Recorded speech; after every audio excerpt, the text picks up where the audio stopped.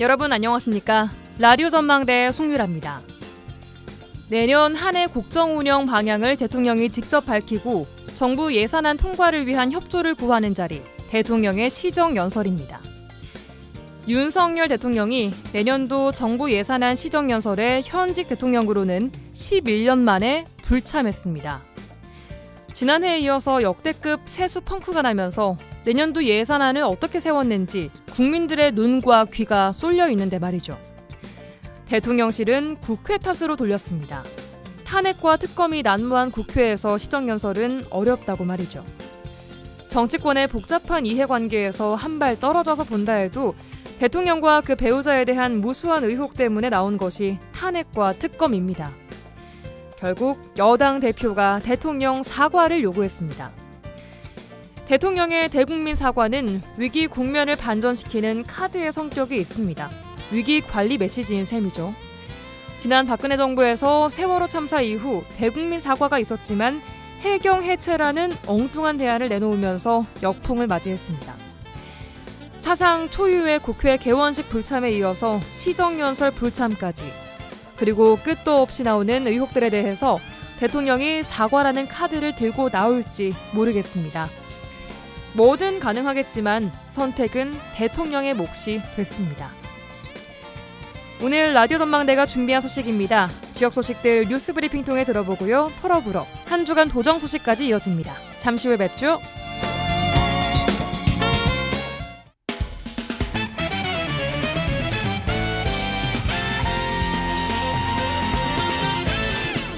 라디오 전망대 11월 4일 월요일 순서 출발합니다. 먼저 지역 뉴스부터 정리해보죠. 뉴스 브리핑 GBS 뉴스의 차범준 편집국장 연결합니다. 안녕하세요. 네, 안녕하세요. 네, 오늘 지역 소식은 광양부터 가보겠습니다. 광양시의 생활 폐기물 위탁 처리 업체인 광양환경공사 노조가 광양시를 대상으로 진행한 통상임금 지급 소송에서 승소를 하면서 광양시가 17억 원대에 달하는 밀린 임금을 지급해야 할 처지에 놓였다고요?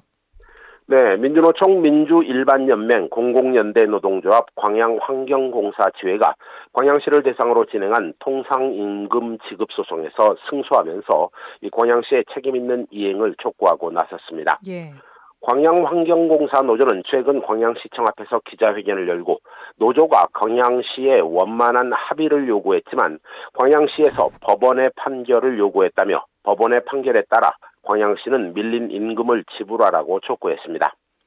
특히 노조는 그동안 광양시가 판결 결과에 책임을 지고 결과대로 이행하겠다는 입장을 밝힌 만큼 그 약속을 번복하지 말라고 주장했습니다. 네.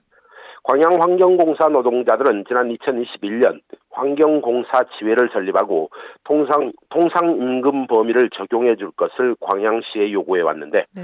이 광양시와 광양환경공사가 지급에 부정적인 입장을 고수하자 소송을 제기한 바 있습니다. 노조는 지난 2018년 12월부터 2021년까지 누락된 기말수당과 정근수당 등이 포함된 17억 5,900만 원 상당의 지급소송을 제기했는데 이 노조가 사용자 측에 요구한 통상임금이란 정기적 일률적으로 근로에 대해 지급하기로 한 금액으로 각종 수당 산출의 기초가 되고 있습니다. 법원의 판결까지 나온 상황이면 광양시로서는 더 이상 지급을 미룰 명분이 없을 것 같은데요. 이 법원의 통상임금 지급 판결에 대한 광양시의 입장은 뭔가요? 네, 법원으로부터 승소 판결을 받은 노조는 이번 소송은 단순히 임금을 더 받기 위한 소송이 아니라 지난 기간 보상받지 못한 노동자들의 권리를 보장받기 위한 소송이었다며 이번 소송의 의미를 밝혔습니다. 네.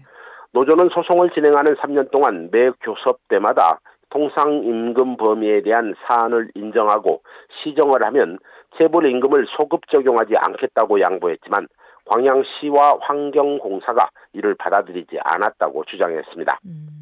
노조는 노동자의 권리를 보장받기 위해 투정한 결과 마침내 3년간 진행된 소송에서 승소 판결을 받았다며 이는 노동자의 기본권을 보장하는 판결이며 법원의 결정을 환영한다고 평가했습니다. 예. 노조는 법원의 판결이 나온 이상 광양시는 통상임금 범위를 명확하게 하고 판결 결과에 따라 체불임금을 즉각 지급하라고 주장했는데 이 법원 판결에 대해 광양시는 항소 없이 법원의 판결을 이행하겠다는 방침을 밝혔지만 지급 시기나 방법 등을 두고는 협의가 필요하다는 입장을 보이고 있습니다. 네.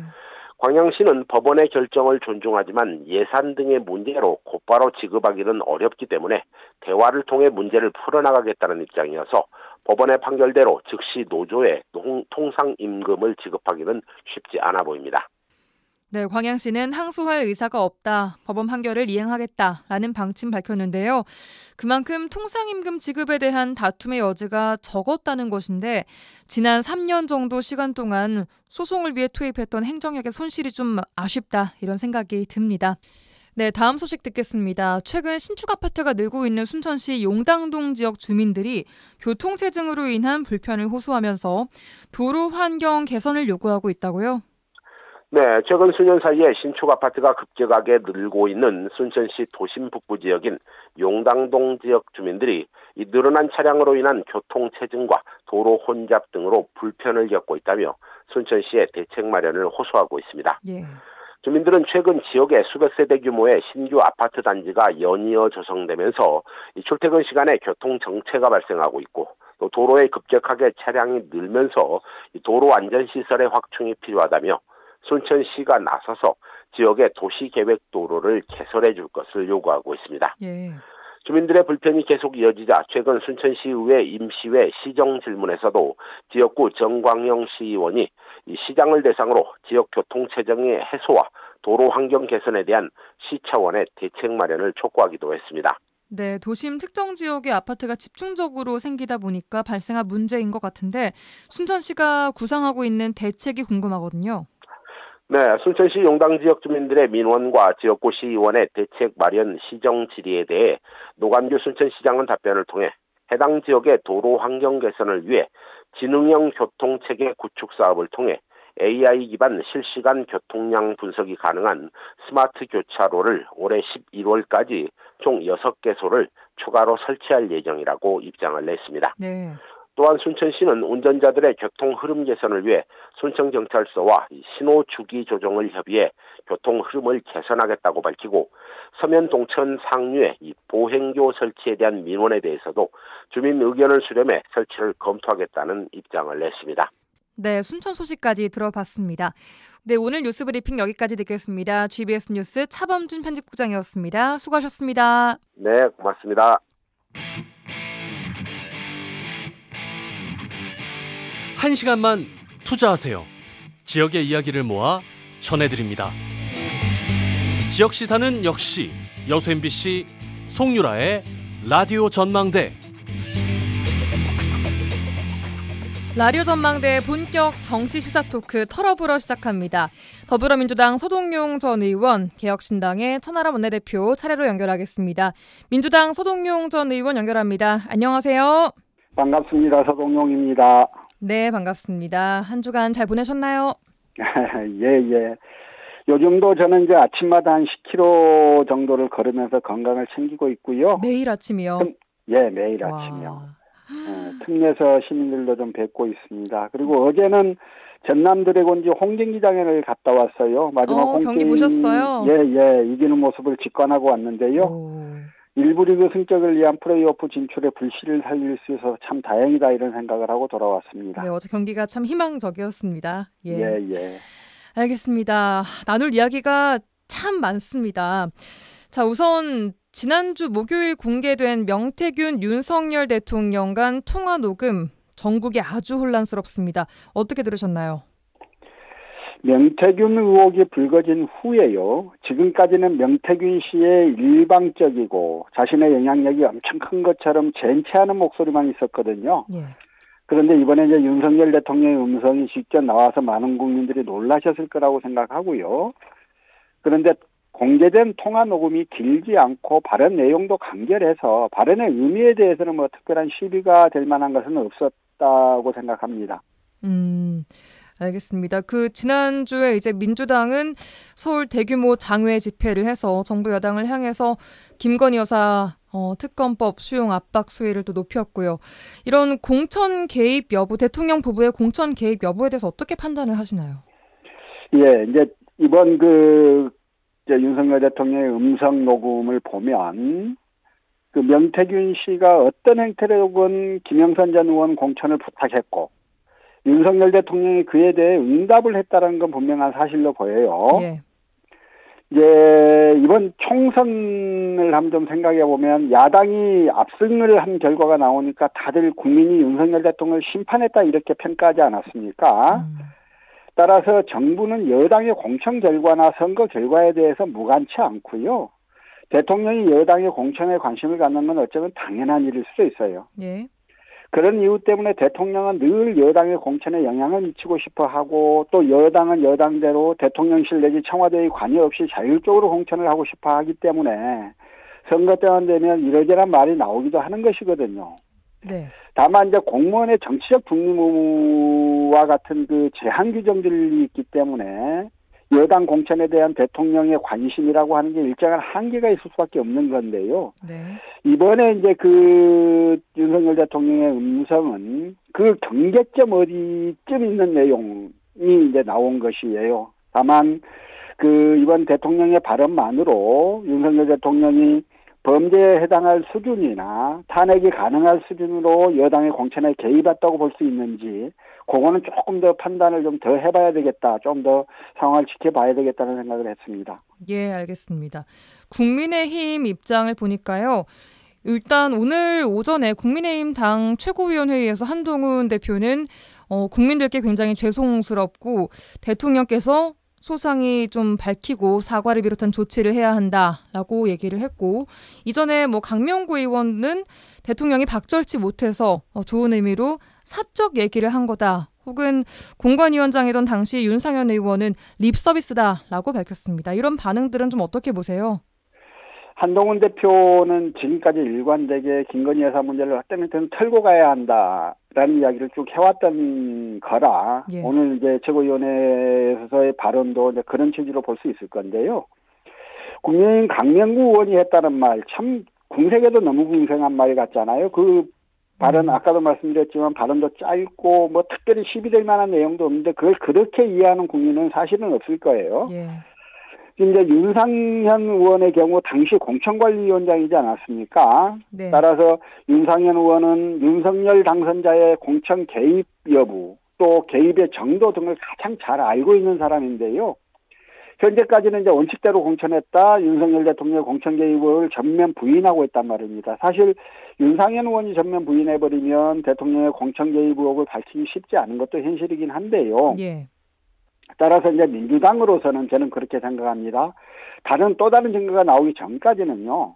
윤상현 의원에 대해서 보궐선거 공천 과정에서 윤석열 당선자에게 보고한 일이 있느냐, 또 의견을 청취한 일이 있느냐, 이걸 밝히라고 요구를 하면서 공세의 범위를 좀 집중하고 좁혀나갈 필요는 있다는 생각이 좀 들고요. 예. 또 한 명의 좀 핵심 관계자가 이준석 의원 아니겠어요. 그렇죠. 당시 당대표로서 보궐선거 공천을 책임지는 위치였고 지금은 또 이제 야당 의원입니다. 그러면 당시 대통령 당선자가 보궐선거에 어느 정도 관여했는지 관여하려고 어느 정도 시도했는지 이 문제를 잘 알고 있는 게 이준석 의원이기 때문에 예.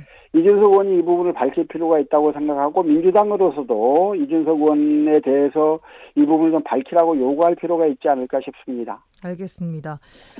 민주당은 추가 공개를 또 예고를 했고 들리는 소리로는 김건희 여사 육성도 가지고 있다 이런 이야기가 나오고 있습니다. 지금 누구로부터 이런 제보 혹은 녹취록 받고 있다고 판단하세요? 일단 이제 오늘 또 추가로 공개를 했는데 그거는 명태균 씨 목소리만 있는 것 같긴 합니다. 이제 어디서부터 이런 제보를 받고 있는지 저는 알지는 못합니다만 예. 정권이 레임덕이 시작이 되면요. 네. 그동안 권력에 빌붙어서 호가호위했던 사람들이 먼저 등을 돌리는 게 일반적 현상이거든요. 명태균 씨 주변인 또는 대통령이나 김건희 여사 주변에서 권력의 단물을 빨던 사람들이 레임덕이 시작되면 네.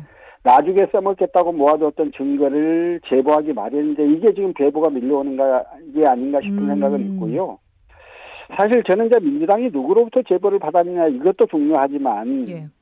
지금 이 논의되고 있는 이야기들, 이 나오는 이야기들이 전부 권력의 최상층부 또는 그 주변에 있던 사람들 이야기잖아요. 근데 이런 사람들이 이렇게 서로 대화 내용을 시콜콜하게 녹음해놨다가 나중에 까고 뭐 이런 행태를 보이고 있는 거가 저는 너무 좀 놀라워서요. 예, 뭐 제보를 받는 건 그럴 수 있겠다 싶지만 저는 그 내용이 너무 좀 당황스럽고 놀라웠습니다. 앞으로도 압박은 그래도 민주당이 계속 해 나갈 거라고 보시는 건가요? 일단 이제 야당 입장에서는 명태균 스캔들이 정부 여당의 약한 고리가 되고 있고 앞으로 이 상황들이 계속 커질 걸로 보여지기 때문에 압박을 계속하는 건 당연한 일일 테요. 예. 그런데 이제 반면에 국민의힘으로서는 마땅한 대응책을 갖고 있지 못한 형국이라 네.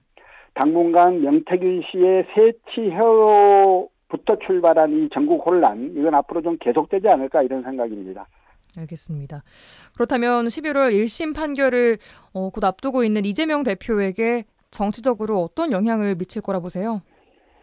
일단 이제 이재명 대표는 무죄를 확신한다 이렇게 이야기를 하고 친명계 조직인 더민주의 혁신회의는 무죄 탄원 서명운동 중입니다. 재판 결과는 제가 예단할 수는 없고 지켜볼 수밖에 없을 것 같은데요. 예. 명태균 관련 논란하고 이재명 대표의 재판 사이에 직접 연관이 있는 건 아니지요. 그러나 두 사건의 결과는 밀접한 연관이 있을 수밖에 없지 않습니까? 예.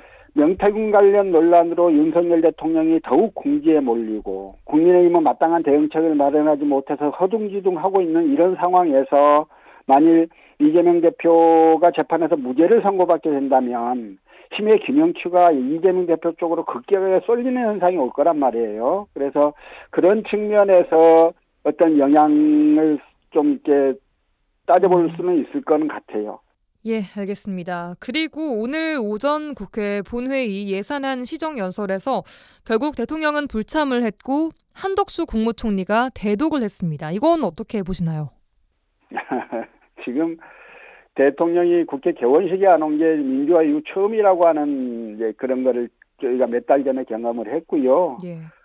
하여튼 대통령이 뭘 해야 되는지를 전혀 모르시는 분이라 자기 기분 나쁘면 안 나와버리고 자기 심기 불편하면 안 나오고 좀 그러고 있는 거 아닙니까? 정부를 책임지고 내년 국정을 운영해야 할 분이 가장 중요한 예산에 대해서 국회의 심의나 의결이 없으면 그 예산을 집행할 수도 없는데 국회에 와서 성심을 다해서 설명하고 국회 협조를 요구하는 이런 일도 안 하고 있는 거예요, 지금. 그러니까 대통령으로서 어떤 일을 해야 되는지에 대한 개념이 없으신 건가요? 아니면 관심이 없으신 건가요? 지금 이 행태는 도저히 저는 이해할 수가 없습니다. 알겠습니다. 지난주 대통령실 국감 이야기 해보겠습니다. 계속 이 명태균 통화 녹음 이야기를 할 수밖에 없는 상황인데 대통령실의 지난주 국감 어떻게 보셨습니까? 일단 저는 이제 뭘 좀 눈여겨봤냐면 예. 정진석 비서실장을 눈여겨봤어요. 정진석 비서실장의 말투, 전반적인 태도 이런 걸로 봐서요. 정부 여당은 단호하게 국면을 타개해 나가겠다 이렇게 결심을 한 걸로 저는 생각이 들었어요. 네, 여당은요? 네. 예, 여당은요. 긴 설명 대신 짧고 단순한 논리로 무장하고 자신감 있는 말투와 태도로 일관했는데요. 이게 이제 현 정국은 이 방식으로 이 논리로 좀 타개해 나가야 되겠다 이렇게 정리를 한 걸로 보여요. 예. 근데 이제 이게 지금 정진석 비서실장은 나름 정치 고수 아닙니까? 오선에. 예. 이 정치 고수가 이런 판단을 했다면 나름 이제 이게 그러한 방향으로 전국 타개를 해나가는 게 가능할 거란 판단을 했을 텐데 예. 그러면 정진석 실장의 판단대로 이게 상황이 흘러갈지 아니면 정진석보다 정치판을 훨씬 더 잘한다고 평가를 받던 박근혜 대통령 시절의 왕 실장, 김기춘 비서실장 경우처럼 대통령과 비서실장이 동반 추락으로 이어질지는 좀 더 지켜볼 일이 아닌가 싶고요. 예. 저는 이제 대통령실 국감과 관련해서는 정진석 실장은 단호하고 아주 짧은 언어로 계속 그 주장들을 반복하고 있는데 야당의 경우에는 사실 이제 이미 나와 있던 명태균 씨의 목소리 말고는 다른 증거를 제시하지 못했거든요. 예. 그래서 그 부분에 대한 아쉬움이 좀 있었다는 말씀도 드리고 싶습니다. 예, 알겠습니다. 자, 마지막으로 여순 사건 관련된 이야기 해보겠습니다. 광양시에서요, 진상면 매티제 부근에서 여순 사건 희생자 유해 발굴 작업을 12월부터 하겠다라고 밝혔습니다. 이 유해 발굴 작업 어떤 의미를 가집니까? 예, 유해 발굴은 이제 이번이 처음은 아니에요. 여순사건 특별법의 유해 발굴의 근거가 마련됐습니다. 그래서 이제 유해 발굴 작업이 진작에도 시작이 됐었고, 그래서 작년 2023년 7월 구례에서 첫 유해 발굴 봉안식이 열리기도 했었습니다. 예. 담양 그 대덕면 야산에서 유해 26구가 발굴이 됐는데, 이분들이 1950년 7월 14일 구례 지역에서 끌려가 희생된 구례 군민의 것으로 추정돼서 고향인 구례에서 봉안식이 열리게 된 거예요. 예. 그리고 나서 이제 이번에 진상 매티째 일대에서 유해 발굴 작업을 개시하기로 이미 이제 결정이 된 건데요. 예. 그동안 고흥, 광양, 구례 등 여러 대상지를 놓고 논의를 계속 해왔고, 주변의 지형과 관련 자료 그리고 마을 주민들의 진술 등을 종합해서 진상 매티째가 집단 학살지로 특정할 수 있다고 판단해서 유해 발굴 결정을 한 거예요. 네. 진상 매티째는 여순사건 당시 광양의 여순사건 희생자뿐만이 아니고 경남 하동군 보도혁명 사건 희생자들도 많이 끌려와서 희생을 당한 장소인데요. 예. 국가폭력에 의해 억울한 희생을 당하고도 시신도 수습하지 못한 채 통안의 세월을 보내왔던 유족들 입장에서는 지금이라도 유해를 모실 수 있게 된 걸 참 매우 뜻깊게 생각하시는 걸로 알고 있고요. 예, 같은 재판도 없이 구체적인 혐의에 대한 입증도 없이 즉결 처분 방식으로 집단 학살대에서 야산에 묻혔던 희생자들이, 그런 희생자들 또 유독 많았던 게 광양이기도 한데요. 예. 광양시에서 유해 발굴 작업이 시작된 건 무척 뜻깊게 생각합니다. 네, 이번 발굴 작업에서 신중해야 할 부분은 어떤 거라고 보세요?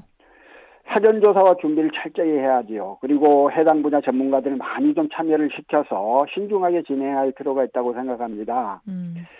희생자 유해인 줄 알고 발굴을 했는데 나중에 그게 아니었다. 뭐 이런 사건이 날 수도 있겠고요. 예. 또 섣부른 발굴 작업으로 유해가 손상되거나 오염되는 등 실수가 발생할 수도 있습니다. 그렇게 되면 유족들의 가슴에 그 두 번 못을 박는 결과가 될 거예요. 예. 그래서 좀 신중한 작업들을 요청을 드리고, 제가 근데 특히 더 강조를 드리고 싶은 거는요. 예. 여순사건위원회가 조직과 예산 부족, 그리고 정부의 무관심, 이런 문제 때문에 지금까지 진상조사를 굉장히 좀 더디게 늦게 진행을 해오고 있습니다. 특히 일각에서 지적하는 부분들은 희생자 결정을 위한 일관된 심사 기준도 아직은 하지 못하고 있다. 그래서 사안별로 그때그때 판단하는 방식으로 진상조사 작업을 진행하다 보니까 예. 깊이 있는 검토가 필요한 사안들은 심사가 개시되지도 않았다. 이런 이유 때문에 진상조사 속도가 지나치게 늦어지고 있는 거다. 이런 지적들도 하시거든요. 예. 어쨌든 그런 것들 때문에 유족들 가슴을 되게 아프게 하고 있는데요. 이와 같은 잘못을 유해 발굴에서는 되풀이하지 않기를 바랍니다. 알겠습니다. 필요한 예산을 확보해서 기왕 시작하는 유해 발굴 작업이 성과 있게 진행되도록 국가와 여순사건위원회, 전라남도, 광양시 모두 각별한 관심을 좀 가져주기를 당부드리고요. 예. 제가 한 가지만 더 좀 지적을 드리고 싶은 건 네. 작년 2023년 7월 여순사건 특별법이 시행되고 나서 구례에서 첫 봉안식이 열렸는데요. 예. 여순사건 중앙위원회 당연직 위원이시고 실무위원회 위원장인 전라남도 도지사가 참석하지 않으셨어요. 그래서 많은 아쉬움을 표명하신 분들이 계셨습니다. 네. 전라남도, 광양시, 순천시가 좀 더 각별한 관심을 좀 가져주시기를 바라고요. 도지사님, 시장님들 같은 여순이 갖고 있는 이 역사적 의미, 우리 지역의 의미 등을 좀 잘 살피셔서 더 많은 관심을 가지고 좀 여순 사건에 대해서 좀 같이 노력해 주셨으면 좋겠다는 말씀을 드리고 싶습니다. 예, 알겠습니다. 오늘 말씀 여기까지 듣겠습니다. 더불어민주당 서동용 전 의원과 함께했습니다. 의원님 고맙습니다. 고맙습니다.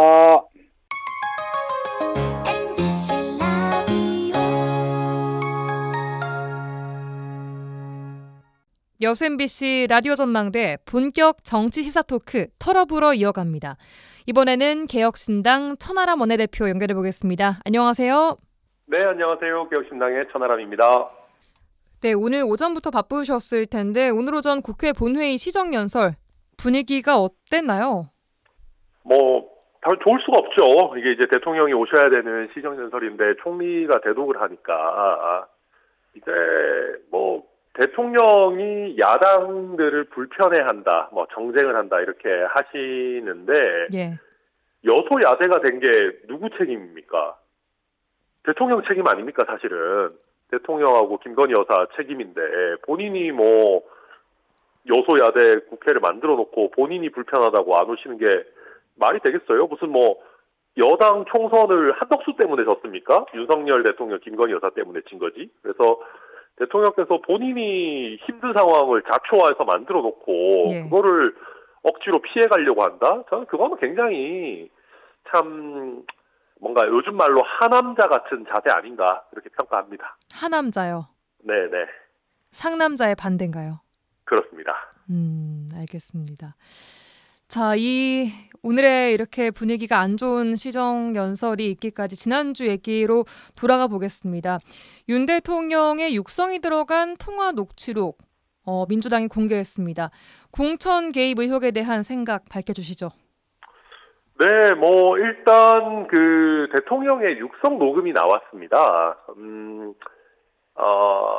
그러니까 이게 그런 겁니다. 이제 대통령께서 누구와 통화하는지 그리고 어떤 태도로 어떤 내용으로 통화하는지는 국민들 입장에서 관심이 많을 수밖에 없는데요. 네.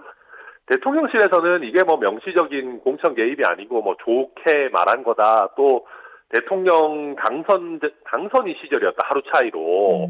그런 얘기들을 내놓는데 저는 그거는 정말 법꾸라지 같은 변명이라고 생각합니다. 많은 국민들께서 대통령이 여당의 공천에 관해서 굉장히 구체적으로 또 국민들께서 보셨을 때 뭐 아주 그렇게 뛰어나거나 대통령이 그런 부분을 상의할 정도 수준에 이르지 못한 걸로 보여지는 인물과 그런 공천을 주제로 한 대화를 나눈다라는 것이 일단 국민들 입장에서는 굉장히 안 좋게 보실 수밖에 없을 것 같고요. 그리고 이걸 무슨 덕담 수준이다, 뭐 좋은 얘기했다. 저는 그런 수준으로 넘어가는 것은 국민에 대한 예의가 아니다. 그렇게 보여집니다. 예, 앞서 서동용 전 민주당 의원께서는 이번 민주당 입장에서도 대통령 당선인이 보궐선거에 어느 정도 개입을 했는지 또 어느 정도 관여를 하려고 했는지는 사실 이준석 의원도 밝혀야 한다, 직접 라고 주장하셨거든요. 어떻게 보세요? 그러니까 이게 그런 것 같아요. 이제 저도 그때 당시에 지방선거 공천관리위원을 했었는데 이준석 대표가 당시에 당대표였지만 사실 대선 직후였기 때문에 그렇게 실권을 갖고 있는 상황은 못 됐었습니다.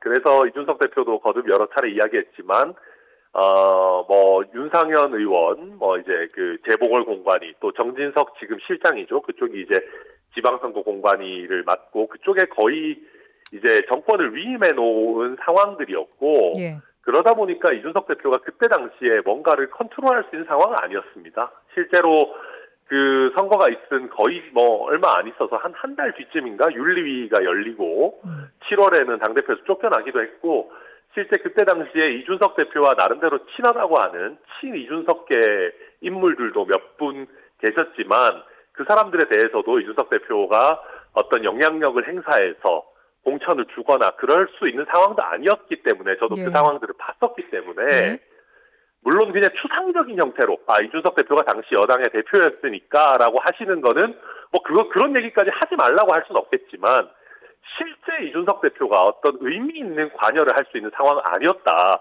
그건 제가 확실하게 말씀드릴 수 있습니다. 알겠습니다.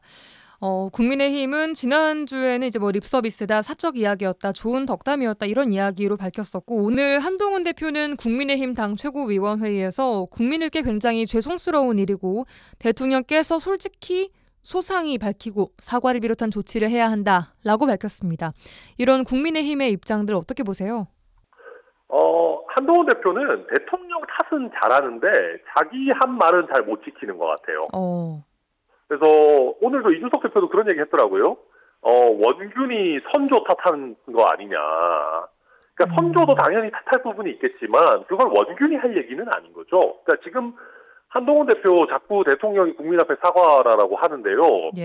본인이 최상병 특권 발의하겠다라고 약속 어긴 거는 왜 사과 안 합니까?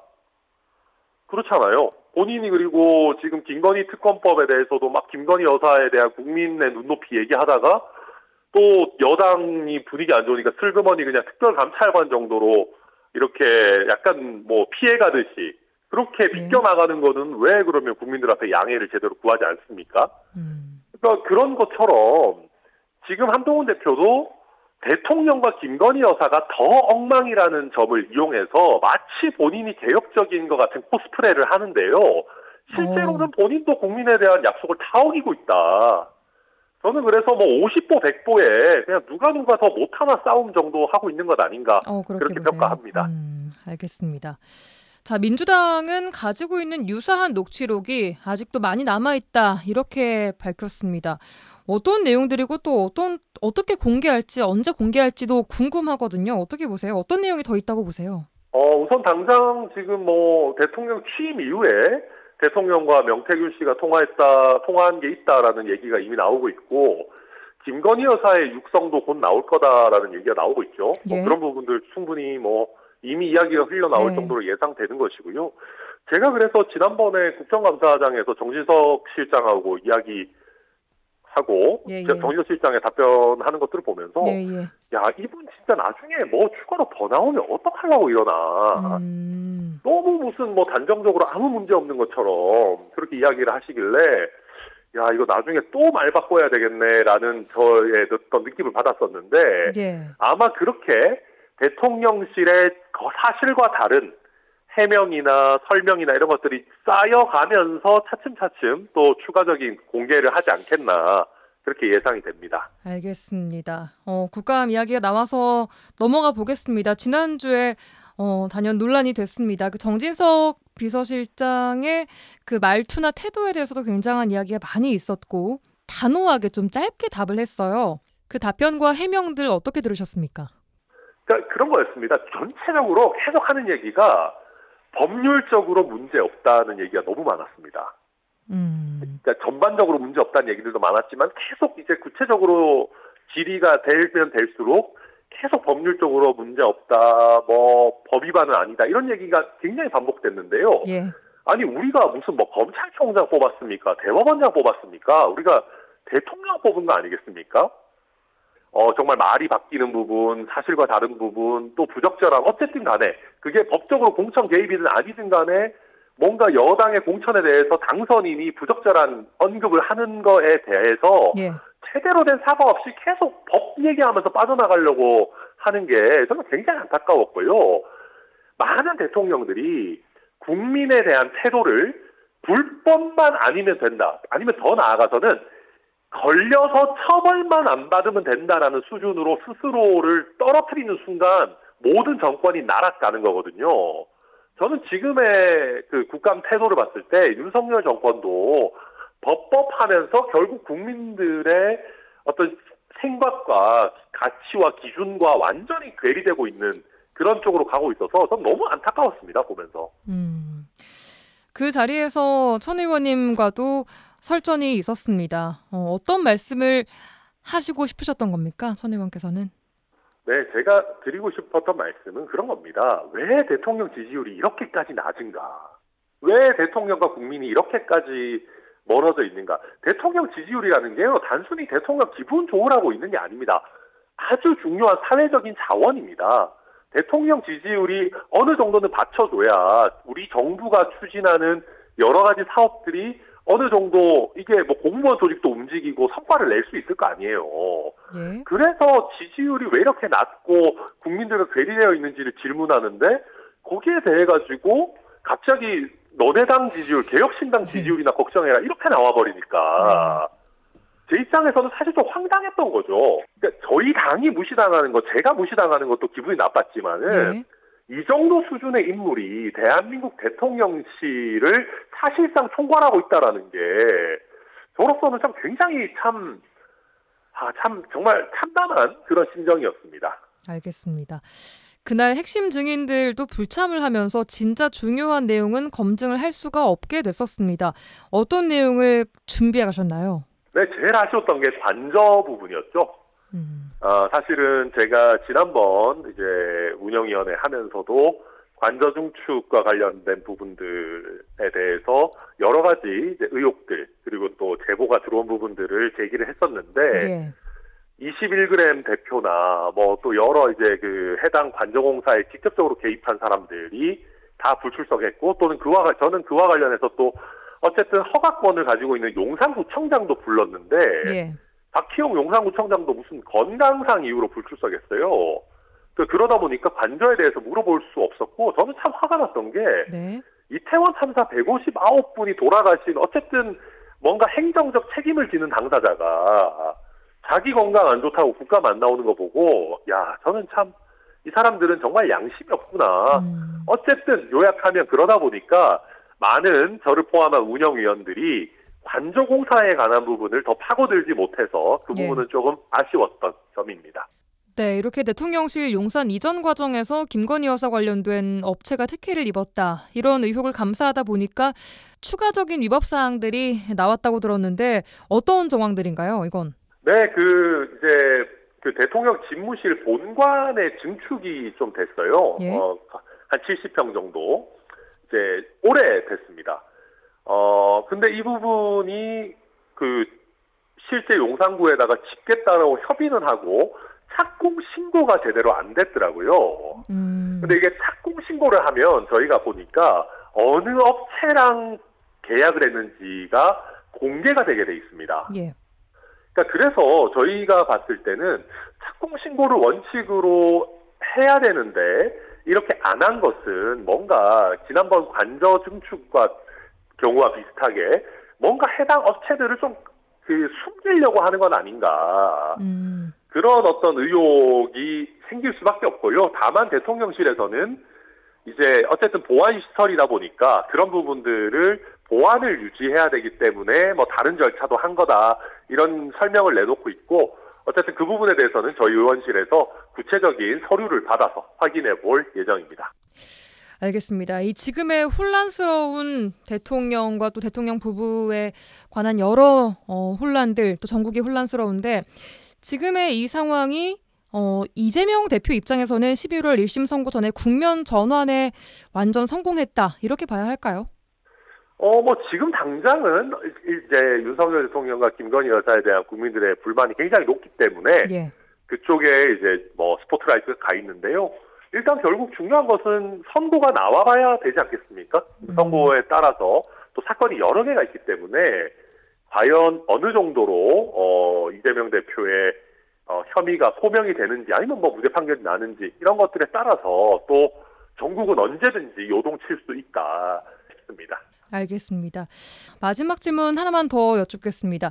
국회에 국정감사가 있다면 지방의회에는 행정사무감사와 시정질문이 있습니다. 그런데 최근 순천시의회에서 시정 질의 과정에서 노관규 시장의 태도가 도마 위에 올랐는데요. 국장의 답변을 좀 막는가 하면 의원의 질의서에 구체적 내용이 없다 이런 이유로 답변을 거부 지시를 하기도 했습니다. 국감해보신 국회의원으로서 어떤 말씀 주고 싶으세요? 그러니까 이게 제가 아까 정진석 실장 얘기도 했는데요. 사실 그 국정감사 전체를 다 보신 분은 정진석 실장이 내용에 동의하는지를 떠나서 대통령의 그냥 입장에서 나름대로 잘 방어했다라고 하는 부분들 많을 겁니다. 예. 뭐 여유가 있었다 이런 언론 보도들도 있었고요. 근데 어쨌든 저와 이제 질의하고 답변하고 하는 과정에서 개혁신당 지지율이나 신경 써라 하면서 결국 그 장면이 국민들께 인상을 드리는 거거든요. 그러니까 저는 노광규 시장도 마찬가지입니다. 제가 뭐 어제 컨텐츠 페스티벌도 그렇고 뭐 시에서 하는 사업들이나 이런 것들 보면 노광규 시장이 굉장히 잘하시는 게 많아요. 예. 워낙 생각 많고 뭐 능력 있으신 분인 것 같습니다. 예. 근데 이제 시민들께 보여지는 태도, 그 어떤 결정적으로 기억에 남는 순간들에 있어가지고 조금 더 어떤 여유 있고 소통하는 모습을 보여주신다면은 저는 노광규 시장님이 좀 더 우리 순천 시민들께 좋은 인상을 남길 수 있지 않을까 그렇게 생각합니다. 예, 알겠습니다. 오늘 말씀 여기까지 듣겠습니다. 개혁신당의 천하람 원내대표였습니다. 고맙습니다. 네, 감사합니다.